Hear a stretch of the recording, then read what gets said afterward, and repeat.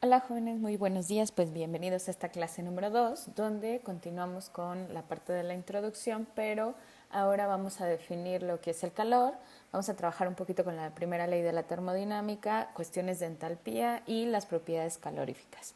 Entonces vamos a empezar con definir el calor.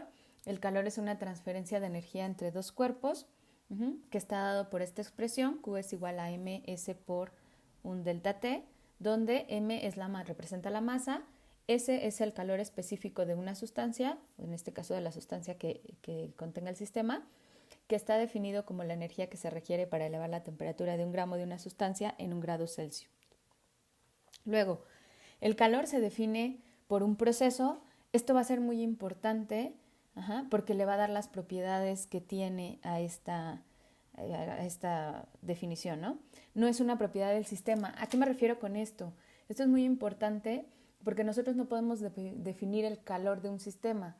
En la presentación pasada ya vimos que el sistema se define por ciertas propiedades que son muy específicas: volumen, temperatura, número de moles, presión. Entonces, si yo cambio alguna de estas características, alguno de estos parámetros, entonces tendría un cambio en el sistema, tendría un proceso. Si yo tengo un proceso, puedo definir el calor. Yo no puedo hablar de, es que este sistema tiene tanto calor. No, eso es incorrecto. Lo que sí puedo decir es que en el proceso determinado, en el proceso tal, se generó una energía en forma de calor. Eso sí es correcto. Por lo tanto, no es función de estado. Y pues aquí simplemente les puse una equivalencia que vamos a necesitar en un ejemplo que vamos a resolver en la siguiente diapositiva, que es que una caloría equivale a 4.184 joules. Entonces, para poder aplicar en un ejemplo la ecuación que vimos en la diapositiva anterior, les puse el siguiente. Dice, una persona que pesa 73 kilogramos toma 500 gramos de leche, cuyo valor calórico es de aproximadamente 720 calorías sobre gramo. Si solo el 17% de la energía de la leche se convierte en trabajo mecánico, ¿a qué altura en metros puede subir la persona con esta energía adquirida? Entonces, bueno, en este ejemplo, lo primero que hay que hacer es determinar el trabajo, la energía en forma de trabajo mecánico, que va a estar dada, aquí nos están diciendo, por el 17% de los 500 gramos. Aquí tengo que esa cantidad de sustancia genera por gramo 720 calorías y justamente la equivalencia que vimos en la diapositiva anterior, ¿no? Que una caloría es igual a 4.184 joules y esto me da 2.6 por 10 a la 5 joules. Este sería el trabajo mecánico. A continuación, esa cantidad de energía hay que igualarla con el cambio de energía potencial al subir una persona. Ese cambio en la energía potencial está dado por mgh, donde esta m representa el peso de la persona, g es la aceleración de la gravedad y h es la altura en metros. Como un joule es igual a 1 kilogramo o metro cuadrado sobre segundo al cuadrado, entonces pues simplemente lo que hacemos es sustituir los valores en la ecuación anterior, y nos queda, bueno, y despejar h, y de esta manera nos queda que h es igual a 2.6 por 10 a la 5 kilogramos metros sobre segundo al cuadrado entre los 73 kilogramos por la aceleración. Y eso nos da 3.6 por 10 a la 2 metros. Esa sería, en principio, la distancia que podría subir esta persona si tomamos en cuenta este requerimiento. Ahora bien, vamos a hablar de la primera ley de la termodinámica. En el tablero les puse un videíto para que ustedes recuerden ya esto. Insisto, es una información que ya tienen, pero es el primer tema del curso de fisicoquímica. Entonces, en la primera ley de la termodinámica, establece que la energía se puede convertir de una forma a otra, pero no se puede crear ni destruir. Entonces, la forma matemática que tiene esta primera ley es que el cambio en la energía interna está dado por la suma de Q más W. Aquí sí es muy importante hacer la anotación. Muy probablemente ustedes vieron esta ley con los signos diferentes. Acuérdense que esto depende también de la convención que vamos a usar para el trabajo. Entonces, ahorita más adelante les voy a poner una tabla donde van a ver cuál es la convención que yo estoy utilizando. En el caso del Castellan sí cambia los signos, en el Chang no los cambia. Entonces, para que ustedes revisen también esta parte, ¿no? Pero si ustedes ya se acostumbraron a utilizar la primera ley con un signo negativo y a cambiar la convención del signo de trabajo, adelante, el resultado tiene que ser el mismo si estamos trabajando de la misma manera. Entonces, Bueno, nosotros podemos expresar el cambio en la energía interna en forma de una diferencial exacta. ¿Qué quiere decir esta du? Quiere decir que esta es independiente de la trayectoria, que solo depende del estado inicial y del estado final. Pero como les decía hace rato, en el caso del calor y del trabajo, estamos hablando de procesos. Entonces nosotros no podemos establecer directamente una dQ y una dW porque no son diferenciales exactas. Entonces las diferenciales inexactas que dependen de la trayectoria se van a poner en notación como una D que lleva estas barritas que están viendo aquí en esta ecuación que acaba de aparecer. Ok, entonces les decía hace rato del signo. En el caso de estos procesos, acuérdense que estamos considerando que si es un trabajo efectuado por el sistema sobre los alrededores, el signo es negativo. Si el trabajo es efectuado sobre el sistema por los alrededores, es positivo. Si es un proceso exotérmico, es negativo el calor, y si es un proceso endotérmico, es positivo, que es lo que ustedes ya saben. Ahora bien, si vamos a hablar de un proceso, vamos aquí a definir algunos procesos muy específicos para ver cómo aplicamos y cómo obtenemos las ecuaciones que necesitamos para poder determinar el calor, el trabajo y la energía interna. Entonces, si estamos hablando de una expansión irreversible, el cambio en la energía interna va a estar dado por Q menos el P por delta V. Cuando un gas se expande, si estamos hablando, acuérdense, de una expansión, el delta V es mayor a 0. Estamos hablando de que pasamos de un volumen menor a un volumen mayor. La energía interna del sistema disminuye como resultado de que el gas efectúa trabajo sobre los alrededores, y si el gas absorbe calor de los alrededores, entonces esta Q es mayor a 0 y la energía del sistema aumenta. Por lo tanto, los signos de la tabla de la diapositiva 5, la diapositiva anterior, son consistentes con la formulación matemática de la primera ley. Insisto, si ustedes revisan un texto diferente, pueden cambiar los signos de la primera ley aquí, en la expresión que vimos hace rato, de Q más W, pero sí es muy importante que definan bien los signos del trabajo. Para el calor es muy fácil, porque para el calor simplemente hay exotérmico y endotérmico. Entonces ahí no hay tanto problema, pero en el caso del trabajo sí.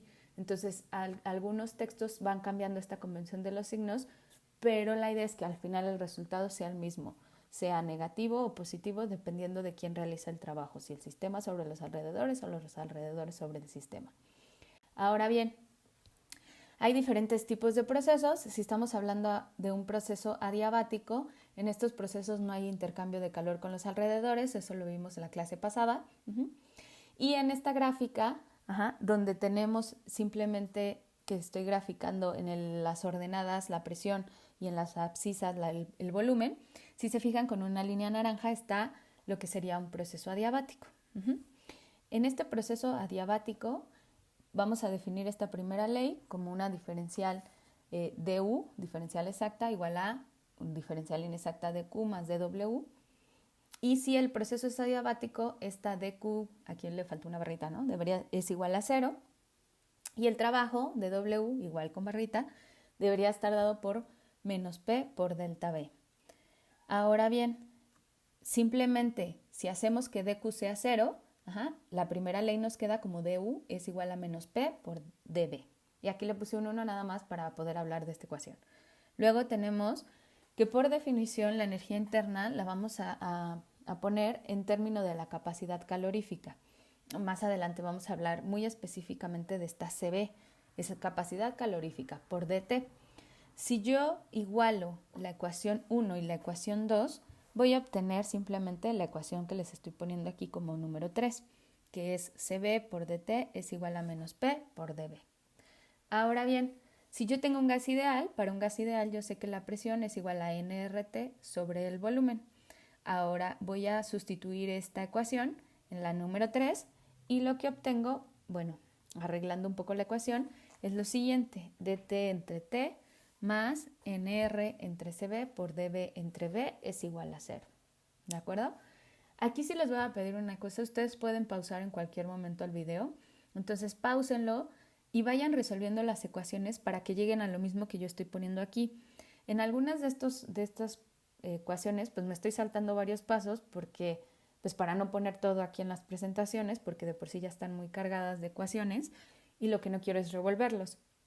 Sin embargo, sí me interesa que ustedes vayan desarrollando cada uno de estos pasos, que sería lo que haríamos en una clase presencial. En una clase presencial iríamos paso a paso desarrollándolas todas, entonces páusenlo, intenten llegar a todas estas ecuaciones, como en el caso de la clase anterior, donde les ponía para un gas ideal pasar de una ecuación que estaba en términos del volumen a una que estaba en términos de la presión.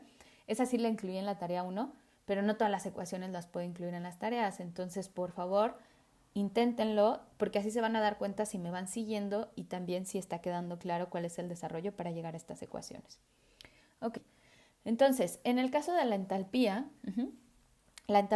de procesos a presión constante está dada por H es igual, por definición, la entalpía, que es el valor de H, está dada por la energía interna más PV.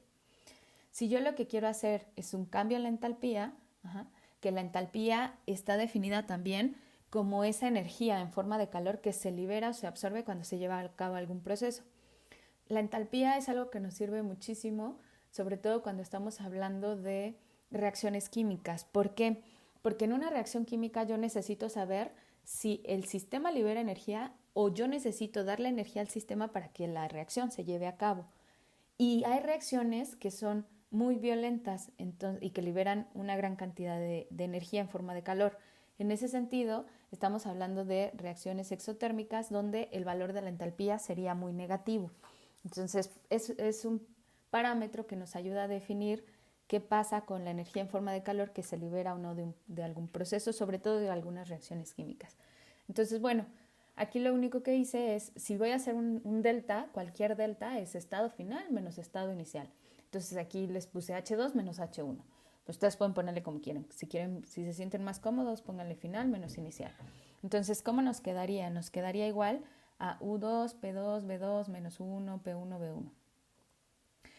Como la presión es constante, entonces lo único que hago es definir una presión. Entonces sustituyo esa presión y lo que obtengo es esta ecuación donde delta H es igual a U2 más la presión por B2 menos U1 más la presión por B1.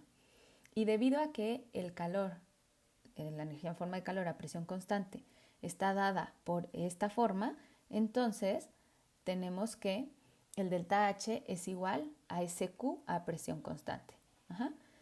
Entonces, aquí simplemente, acuérdense, si la presión es constante, yo puedo hacer que delta H sea igual a delta U más P, porque la saqué ya no tiene una diferencia, es la misma, por delta B.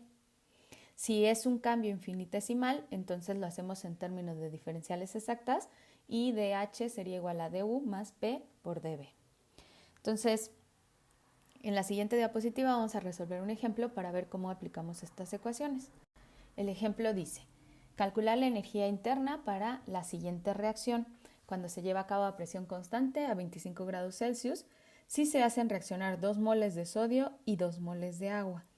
Esta información que nos dicen 2 moles de sodio y 2 moles de agua, fíjense y pongan mucha atención a la reacción que estoy poniendo. La reacción que estoy poniendo es 2 veces sodio sólido más 2 moléculas de agua líquidas que nos da 2 hidróxidos de sodio acuoso más 2 hidrógenos, ¿no? Perdón, un hidrógeno en forma de gas. Entonces, esa reacción, siempre que voy a estar trabajando con reacciones químicas, lo primero que ustedes tienen que hacer es revisar que la reacción esté balanceada.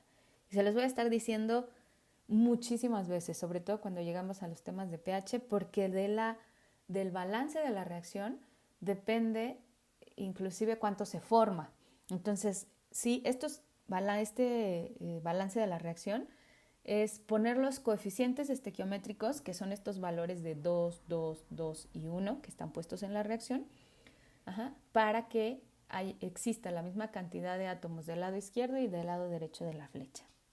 Eso ya lo saben, lo han hecho desde que entraron a la licenciatura. Entonces, ¿por qué les dicen que 2 moles de sodio y 2 moles de agua? Porque de esta forma la reacción es estequiométrica. Si yo pongo un sodio y pongo un mol de agua, genero 1 de hidróxido de sodio y genero 1 medio de hidrógeno. Entonces, eso es lo único la información que me está dando. Ahora bien, utilizando la ecuación con la que terminamos la diapositiva anterior, el cambio en la energía interna está dada por el cambio en la entalpía menos P por el cambio en el volumen. Y este menos P por delta B sería igual a 24.5 litros para un mol de hidrógeno a una atmósfera a 25 grados Celsius. Y aquí sí es muy importante, ¿de dónde sale esta información? Pues fíjense, esta información se obtiene tomando en cuenta que es un gas ideal y otra vez, si nos vamos a la reacción, la única sustancia que es un gas, fíjense, el primero es un sólido, el segundo es un líquido, luego viene algo que está en forma acuosa y el único que está en forma de gas es el hidrógeno. Entonces, si yo aplico la ecuación del gas ideal, PV es igual a nRT, lo único que está cambiando en el delta B es el delta N. Y para esta reacción, el delta N es igual a 1.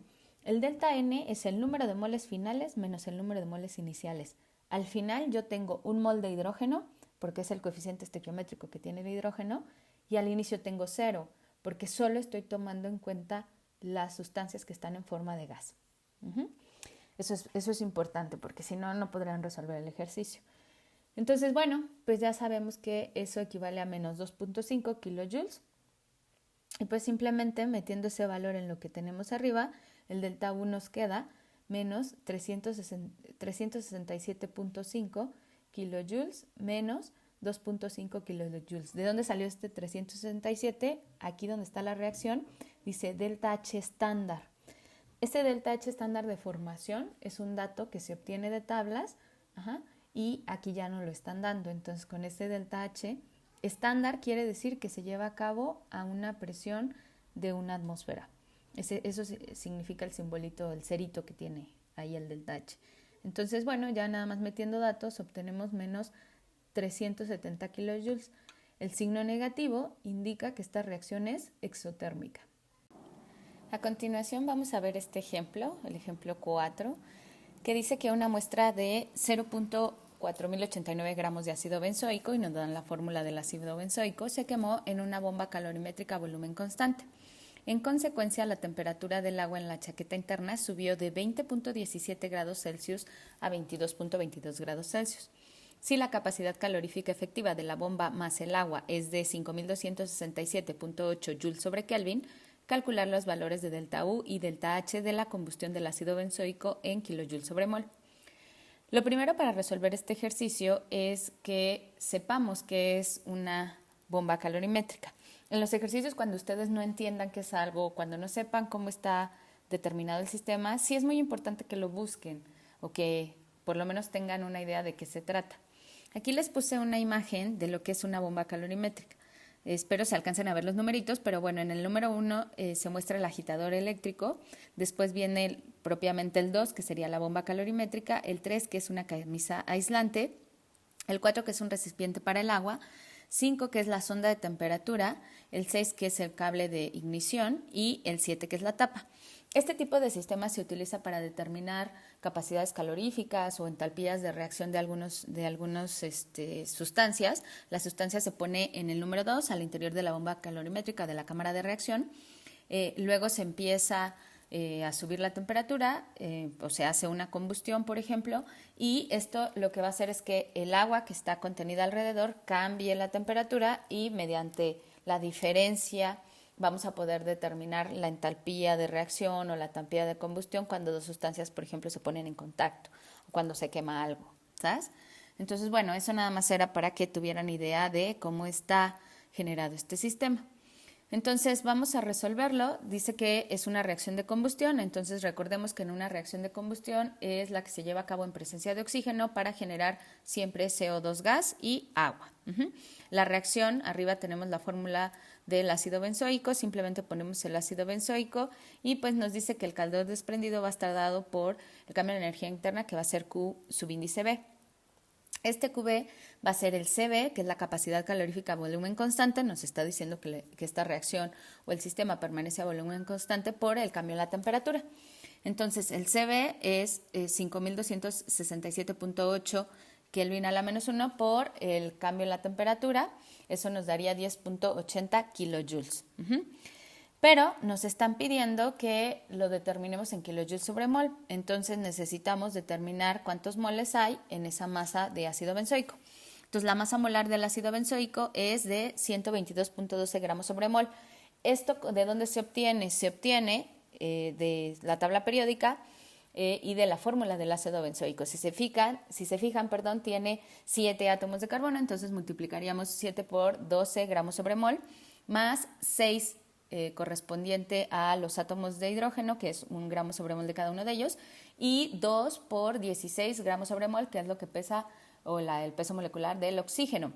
Es muy importante para resolver los ejercicios que tengan a la mano una tabla periódica, porque de esta manera van a poder dar seguimiento a lo que se tiene que hacer aquí.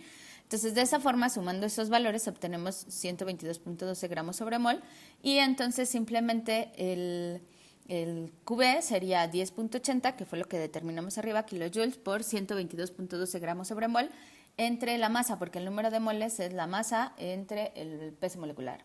Entonces, aquí para poder hacer el cálculo, acuérdense, necesitamos quitar los gramos. Para quitar los gramos, dividimos entre la masa, que serían 0.4089 gramos, y con esto obtenemos menos 3.226 kilojoules sobre mol.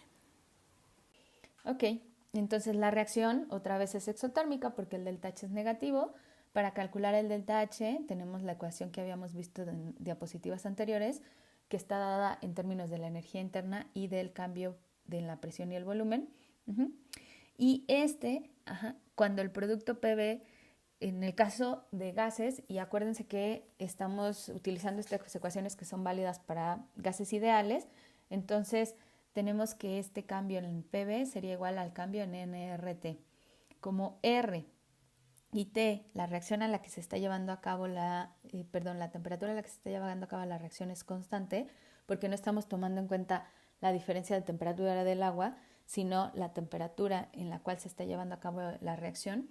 Entonces, lo que vamos a obtener es que en esta reacción el cambio en el número de moles es 7 menos 7.5 mol. ¿Y de dónde salió esto? Aquí se los puse. Miren, la reacción que teníamos inicialmente es esta. Entonces, en esta reacción, este 7 corresponde al dióxido de carbono, que es el final, menos los 7.5, que son 15 medios, que lleva como coeficiente estequiométrico el oxígeno, que es la otra sustancia que está en forma de gas. Este delta N, acuérdense que solo tomamos en cuenta las sustancias que están en forma gaseosa, y es final menos inicial. Ok, entonces el delta H quedaría como delta U más RT delta N. Y pues simplemente lo que hago es meter los valores. Ya había calculado en la diapositiva anterior del delta U, lo meto aquí, y R tiene un valor de 8.314 joules sobre mol Kelvin, y la temperatura, que es 293.32 Kelvin, y el cambio en el número de moles, que ya quedamos que es menos 0.5. Aquí nada más utilizo este coeficiente para expresar todo en términos de kilojoules sobre mol, y este es el valor que obtengo para delta H. Otra vez, ¿no? Delta H es negativo, es un proceso exotérmico, como ya lo habíamos visto. Entonces, pues bueno, este es otro ejercicio. Por favor, revísenlo. Cualquier cosa, duda, comentario, me avisan. Ahora bien, en cuanto a las capacidades caloríficas, tenemos que el CB o CP depende, así está definido como C, ¿no? Es la energía que se requiere para elevar la temperatura de una cantidad de sustancia en un Kelvin. Si se acuerdan, hace rato definíamos el calor específico en términos de grados Celsius, pero esta forma, desde antes, en la clase pasada les mencioné que íbamos a estar utilizando el Sistema Internacional de Unidades, entonces por eso es necesario pasar a Kelvin, y en este caso esta capacidad calorífica en muchas ecuaciones termodinámicas cobra más sentido. También está definida como la capacidad energética porque su valor nos informa acerca de la capacidad del sistema para almacenar energía. Estas capacidades caloríficas están dadas en términos del calor específico, que es ese valor de S minúscula, esto que está puesto aquí como S minúscula, y la masa de la sustancia en gramos. Ahora bien, también se puede definir la capacidad calorífica en términos del cambio en la energía interna entre el cambio en la temperatura, que es una ecuación que utilizamos en algunos de los ejercicios anteriores y que les dije que más adelante íbamos a detallar. Si nosotros hacemos un cambio infinitesimal, podemos definir este CB. Ya le puse el subíndice B, que simplemente quiere decir, si yo hago el proceso a un volumen constante, entonces obtengo que sería la parcial del cambio la parcial de la energía interna respecto a la temperatura a volumen constante. Nosotros podemos también definir esta capacidad calorífica molar. La C rayita es capacidad calorífica molar y esta C rayita es una propiedad intensiva y va a ser igual a la C que no tiene rayita entre el número de moles. Entonces estamos pasando de una propiedad extensiva, que sería la C sin nada, a una propiedad intensiva, que sería la capacidad calorífica molar. Así se define esta C rayita. Ok, entonces si nosotros tomamos estas parciales y de aquí despejamos la energía interna, lo que obtenemos es que el cambio en la energía interna está dada por la integral desde T inicial hasta T final o desde una T1 hasta una T2 por este CB delta T.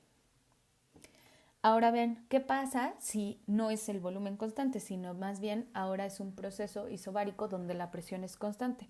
Si la presión es constante, tenemos que QP entre delta T es igual a delta H entre delta T.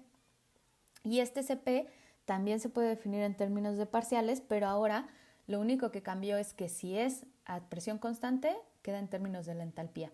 Si es a volumen constante, queda en términos de la energía interna. Entonces sería la parcial de H respecto a T a presión constante. Otra vez hacemos lo que hicimos hace rato y fíjense que queda. Queda que el cambio en la entalpía es igual a la integral desde T1 hasta T2 por el Cp de T.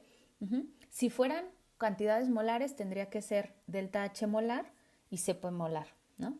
Aquí sí se los puse al final, pero porque estoy metiendo el número de moles. Pero fíjense qué pasó en esta ecuación 5. ¿Cómo pasé de la integral a que sea Cp de T? Esta igualdad se cumple siempre y cuando el Cp sea independiente de la temperatura. Porque si el Cp es constante, sale de la integral y me queda la integral desde T1 hasta T2 por dt y eso me da delta T de esta ecuación 5. Pero en algunos ejercicios que incluso les puse en la tarea y que ahorita vamos a ver uno, no necesariamente el Cp es independiente de la temperatura. Si depende de la temperatura, no lo puedo sacar de la integral y tengo que integrar respecto a la relación que tenga con la temperatura. Pero para no hacerlos más bolas, ahorita adelante lo vemos. Luego, también puedo definir igual, simplemente tomé la ecuación de la diapositiva anterior y me queda exactamente lo mismo en términos del cambio en la energía interna. Me queda esta integral, que no sé por qué aquí se ve más chiquita, pero bueno, sigue siendo una integral, de respecto al CB. Si es delta H es Cp y si es el cambio en la energía interna es Cb. Ok, entonces vamos a ver un ejemplo. El ejemplo dice la capacidad calorífica molar a presión constante, es decir, Cp, Cp rayita, como está puesto ahí, del nitrógeno se determina mediante esta ecuación.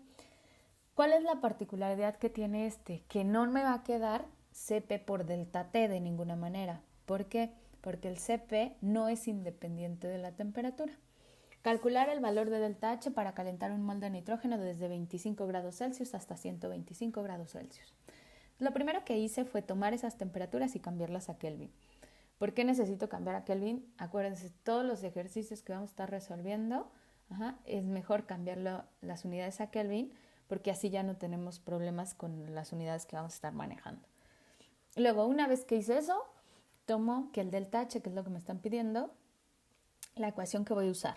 Dice que es la integral desde T1 hasta T2 del Cp por delta T. Y en realidad aquí debería ser rayita y rayita, ¿no?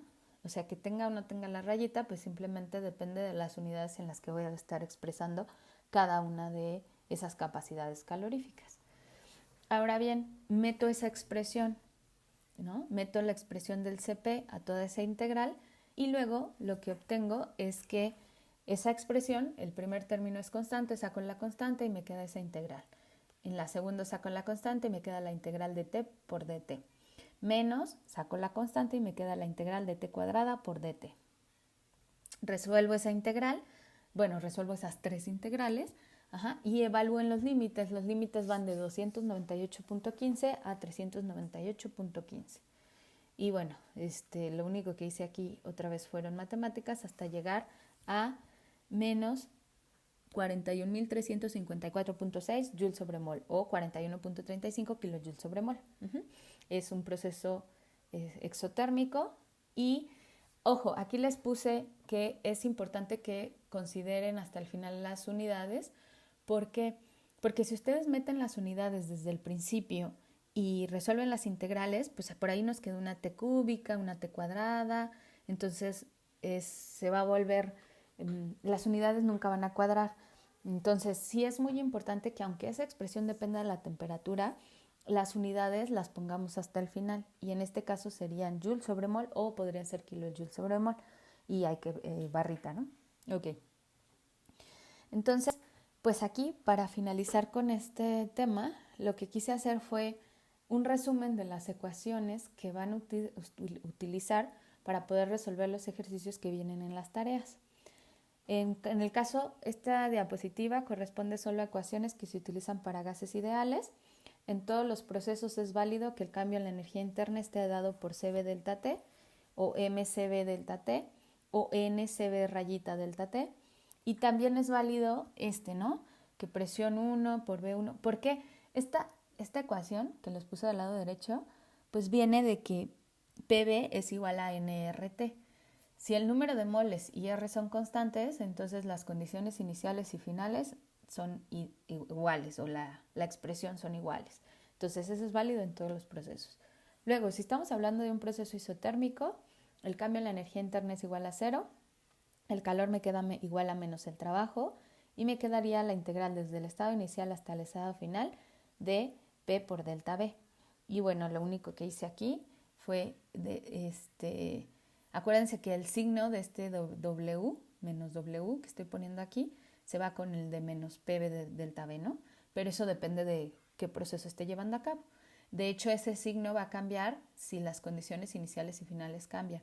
Entonces, bueno, me queda al final NRT, logaritmo del volumen final entre volumen inicial.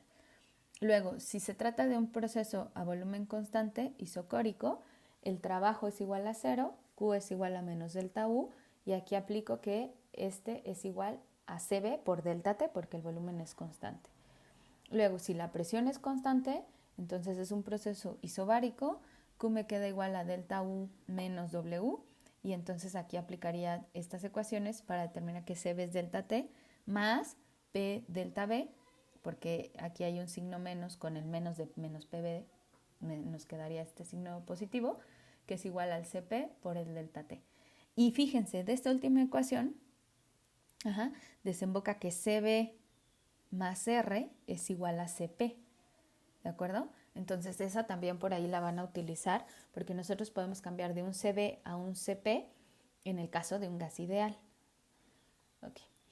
Y si el proceso es adiabático, entonces Q es igual a 0, delta U es igual a W, y este lo puedo calcular a partir de CB delta T. Y además, en los procesos adiabáticos, generalmente tengo que P por B elevado a gamma, o algún coeficiente específico, es igual a una constante. Además, les puse aquí una foto que tomé del libro Chang, donde vienen ecuaciones clave. Aquí les puse trabajo de expansión irreversible en un gas. Básicamente, muchas de ellas son las que ya vimos.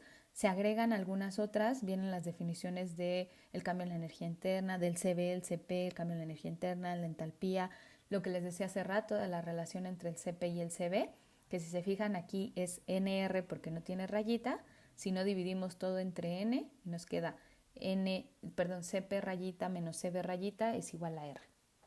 Las ecuaciones que aplican en caso de expansión adiabática reversible de un gas ideal, y cómo determinar la entalpía de reacciones estándar. Que esta penúltima ecuación la vamos a utilizar nuevamente en el tema 2 cuando veamos la ley de Hess. Entonces, por eso es que ahorita no incluí nada relacionado con esto. Entonces, bueno, hasta aquí queda esta clase. Cualquier pregunta, comentario, sugerencia, está mi correo. Insisto en que todos estos temas, por eso también les puse ahorita las fotos de Levin y del Chang, para que si ustedes lo revisan allá o lo revisan en las presentaciones o en las dos partes, lo tengan. Por ahí me llegó un correo de que no podían tener acceso a estos libros de la biblioteca porque no estaban en formato electrónico. No puedo subir los libros completos al tablero, sin embargo sí puedo ir subiendo las partes que corresponden a los temas que vamos a ver, ¿no? De tal forma que no, pues no es todo el libro, pero sí algunas partes que nos van a servir. Y si no, pues pueden ustedes también buscar alguna otra información en internet o demás. Ahí sí les pediría que por favor me la manden para yo revisarla y ver que efectivamente cuadra con los temas que vamos a ver en todo el curso. Entonces, bueno, pues hasta aquí queda y nos vemos la próxima clase. Bye.